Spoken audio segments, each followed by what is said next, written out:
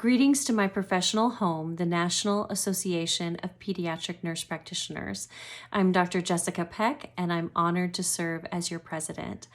I hope you've had a chance to check out my president's message in the Journal of Pediatric Healthcare. It's entitled Social Distancing from Social Determinants of Health. And as I start to see glimmers of 2021 on the horizon, I reflect back to the new words that we've added to public vocabulary this year. Things like flatten the curve, quarantine, and even racial injustice. But no other phrase has risen from relative obscurity to universal hallmark of 2020 than social distancing. We even see now as kids are going back to school, they're starting to adjust to the social norm of social distancing. They know to keep their distance. They are complying with mask wearing, in many cases, even better than adults are. But you know, that phrase is a little unfortunate because in this time of social isolation, where we're seeing rates of anxiety and depression skyrocket like never before. We thought it was bad before COVID-19, but we're seeing that really increased. We need to have those moments of social connection. And one of the things, I'll tell you a story in the article about my son, and where I recognized as the first time I saw it as social distancing from social determinants of health. So I hope you'll go check that out. But I see that we have done that as a profession and as a nation. And social determinants of health do impact child health equity.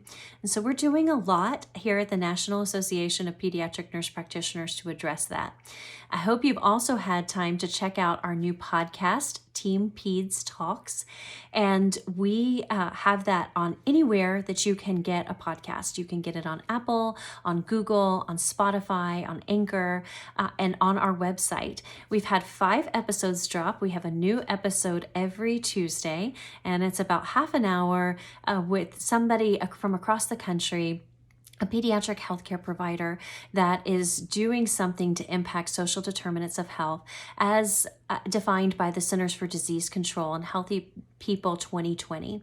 So in a world full of news that is depressing and anxiety producing, and we're seeing conferences canceled and vacations canceled and work that seems like, where are we ever going to come back to normal? These are feel-good stories. These will lift you up, they will inspire you, they will make you smile, and they will put a little joy in your heart as you see what your colleagues are doing to impact child health. So I definitely encourage you to take a look at that.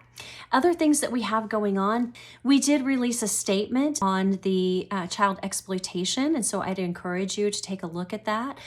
Especially as NAPNAP Partners for Vulnerable Youth is leading the efforts to fight against child exploitation and to advocate for equal treatment and the optimal health of all children. We felt like this was a space where we really had something to say because we are experts in preventing child exploitation. So I encourage you to take a look at our statement. Also, you will have seen in your news flash and on Open Forum, a survey. We are evaluating our options for the conference in Orlando in March and trying to make the best decision possible to best serve our members with the flexible options that may work for the safety and the health of everyone and continue to meet your educational needs.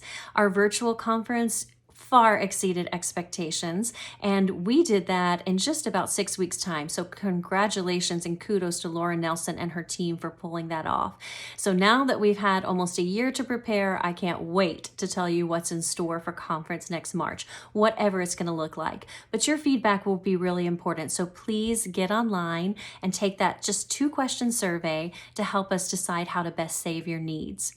The other thing coming up is October 16th, we have our pediatric symposium, which we've moved to all online. So it's a great deal. You can join us on the 16th, and the early bird rate expires September 25th. So if you want to get that discount to sign up for great topics on pediatric mental health and updates on pharmacology. Those are going to be 2 of our speakers, Dr. Dawn Garzon-Mox, as well as Dr. Terry Wu.